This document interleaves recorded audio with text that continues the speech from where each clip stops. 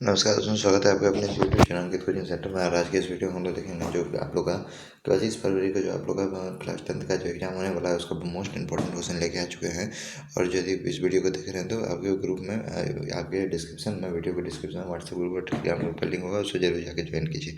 देखिए क्वेश्चन क्या बोल रहा है कि भारत की सबसे बड़ी नदी घाटी परियोजना कौन है ना। और यह नदी यह किस पर नदी यह किस नदी पर है और इसे किस क्षेत्र में आर्थिक विकास के आर्थिक विकास में मदद मिलता है ना। तो देखिए इसका आंसर क्या होगा। इसका आंसर है भाखड़ा नंगल परियोजना भारत की सबसे बड़ी नदी परियोजना है। और यह जो है सतलुज नदी पर बनी है ना। यह आपका जो है यह आपका परियोजना पंजाब, राजस्थान और हरियाणा, हिमाचल प्रदेश जैसे राज्यों के आर्थिक विकास में मदद करती रही है। और इस बांध के पीछे बनी झील का नाम जो है आपका क्या है, गोविंद सागर है। और इस परियोजना का जो है मकसद सिंचाई और आपका जो है विद्रोह आपका जो है आपका जो है विद्युत विद्युत उत्पादन करना होता है ना। अब देखिए नेक्स्ट क्वेश्चन आप लोग क्या बोल रहा है, इटली का एकीकरण का संक्षिप्त में वर्णन करें है ना। इटली का एकीकरण के बारे में आपको बताना है तो लिखिएगा। इटली का एकीकरण 19वीं सदी में हुआ था। उस समय इटली छोटे छोटे राज्यों में क्या था, बटा हुआ था है ना, छोटे छोटे राज्य में बटा हुआ था। और आपका ऑस्ट्रेलिया जैसे कई देशों में इस प्रकार शासन कर रहा था। और ऑस्ट्रेलिया जैसा देश जो है क्या कर रहा था, इटली पर शासन कर रहा था।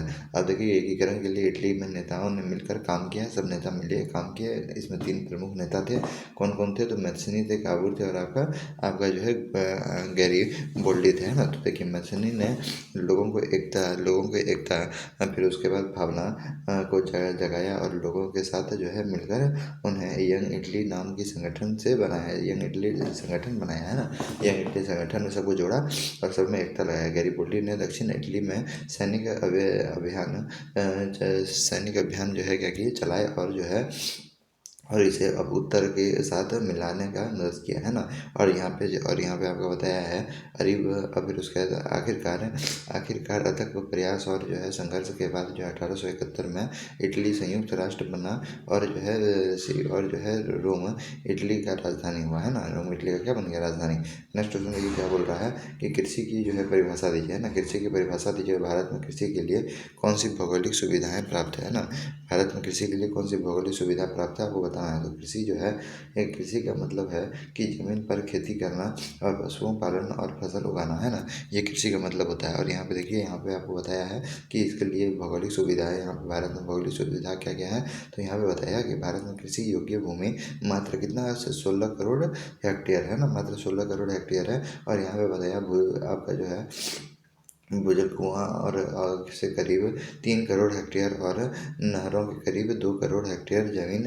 और फिर उसके बाद आपका बताया सिंचाई की जा रही है। अब यहाँ पे देखिए तीसरा नंबर में क्या बता रहा है, भारत में कृषि जलवायु क्षेत्र में वर्गीकरण तापमान, वर्षा और आपका मृदा और आपका जल संसाधनों के आधार पर किया गया है। अब देखिए सामित्य के अब यहाँ पे पूछ रहा है समवर्ती सूची से आपका क्या तात्पर्य है और ये कौन कौन से विषय में शामिल है ना। तो यहाँ पे देखिए क्या लिखा हुआ है, भारत में समवर्ती सूची 7वीं अनुसूची में दी गई है। और फिर उसके समवर्ती सूची का विषय शामिल जिन पर केंद्र और राज्य सरकार दोनों कानून बनाता है और दोनों कानून बनाने का अधिकार है ना। अब देखिए इसका मुख्य विषय कौन कौन है, तो शिक्षा है, वन है, और फिर उसके बाद देखिए यहाँ पे आपराधिक कानून है। फिर उसके बाद देखिए जनसंख्या में नियंत्रण और परिवार नियोजन है। फिर उसके बाद जनवरोधों के प्रति जो है कुरस्त की रोकथाम। फिर उसके बाद आपका देखिए वन्य जीवन और जानवरों का सुरक्षा। फिर उसका ट्रेड यूनियन। फिर उसके बाद विवाह हो गया। फिर उसके बाद दत्तक अभिग्रहण हो गया। फिर उत्तराधिकार, ये सब इसमें शामिल होता है। आपको इसे 3-4 पॉइंट आप याद कर लीजिए, एग्जाम में लिख दीजिए, आपको नंबर आ जाएगा। इतना याद करने का जरूरत नहीं है। अब देखिए यहाँ पे विदेश व्यापार और आपका विदेशी निवेश में क्या अंतर है ना। तो पहले विदेशी व्यापार देखते हैं। यह देश के बीच जो है वस्तु का और सेवाओं को पूंजी का आदान प्रदान करता है। पहला नंबर पॉइंट है, यह अंतर्गत ये सामान में क्या करता है, आदान प्रदान करता है ना, पूंजी का आदान प्रदान। दूसरा नंबर में देखिए यह अंतर्राष्ट्रीय बाजार वस्तुओं में, सेनाओं में खरीद और आपका जो है फरोख्त में जोड़ा जाता है ना। अब देखिए यहाँ तीसरा नंबर में क्या बताया है कि भारत और अमेरिका के बीच के बीच होने वाला व्यापार व्यापार आयात और निर्यात विदेश व्यापार का उदाहरण है ना। एक देश से दूसरा देश में सामान खरीदेंगे तो ये क्या हो जाएगा, आपका विदेश व्यापार हो जाएगा। निवेश क्या होता है, यानी विदेश का आदमी भारत में आके पैसा लगाता है और यहाँ से फायदा कमाता है, तो यह दूसरे देश का कंपनी अपने संगठन द्वारा किए गए निवेश करती है। फिर उसके बाद बताया इसमें विदेशी देश में निर्माण इकाई के बिक्री और आपका जो है कार्यालय का स्थापना शामिल होता है। फिर उसके बाद आपको बता रहा है विदेश निवेश में प्रत्यक्ष विदेशी निवेश जो है FDI भी आपका जो है शामिल होता है ना। अब देखिए यहाँ पे संपत्ति के आधार पर जो है संसाधन को कितने वर्गों में बांटा जाता है ना। तो संपत्ति के आधार पर संसाधनों को 4 वर्ग में बांटा जाता है, व्यक्तिगत संसाधन, सामुदायिक संसाधन और यहाँ पर राष्ट्रीय संसाधन, अंतर्राष्ट्रीय संसाधन।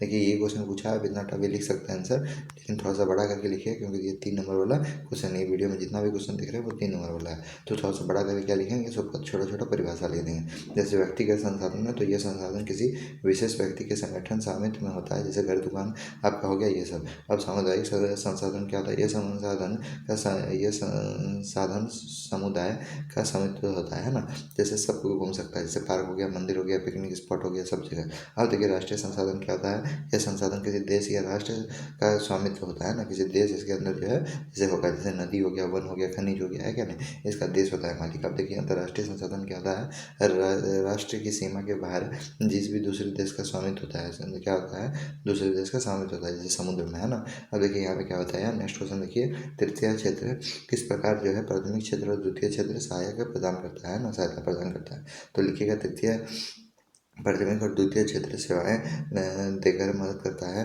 तृतीय क्षेत्र में सेवा क्षेत्र कहा जाता है, तृतीय क्षेत्र को कौन सा क्षेत्र कहा जाता है, सेवा क्षेत्र भी कहा जाता है। तृतीय क्षेत्र की मदद में प्राथमिक और द्वितीय के क्षेत्रों में विकास में मदद मिलती है ना। देखिए यहाँ पर पहला नंबर पॉइंट क्या बोल रहा है, तृतीय क्षेत्र प्राथमिक क्षेत्र और द्वितीय क्षेत्र के लिए क्या है, सेवाएं है।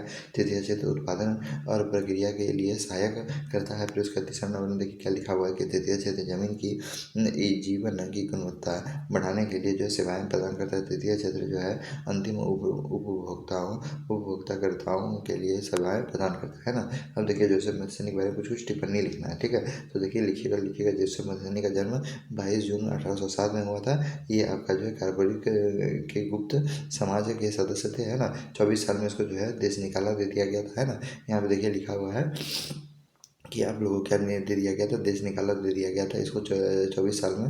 अब यहाँ पे देखिए फिर उसके बाद जो है बताया उन्होंने 1831 में जो है यंग इटली और 1833 के बर्न में जो है, बर्न एक जगह का नाम होता है, वहाँ भी यंग यूरोप की स्थापना किया था, है ना। फिर उसका देखिए वे स्वतंत्र और आपका जो है घोर विरोध और जो है लोकतंत्र गणराज्य की समर्थक करते थे, है ना। फिर उसका लिखा हुआ है उन्होंने प्रयासों से ही इटली सेवाएं एवं एकीकृत हो पाया। और फिर उसका लिखा हुआ है 7 नंबर मैथनी के प्रसिद्ध संरचना द ड्यूटी ऑफ मैन का जो है उर्दू में अनुवाद जो है लाला लाजपत राय किए थे, है ना। तो ये आप लोग का इंपॉर्टेंट क्वेश्चन था इस वीडियो में, और ये सब इंपॉर्टेंट क्वेश्चन है। ये 3 नंबर का वीडियो है, सब क्वेश्चन 3 नंबर का था। मिलते हैं नेक्स्ट वीडियो में। जय हिंद, जय भारत।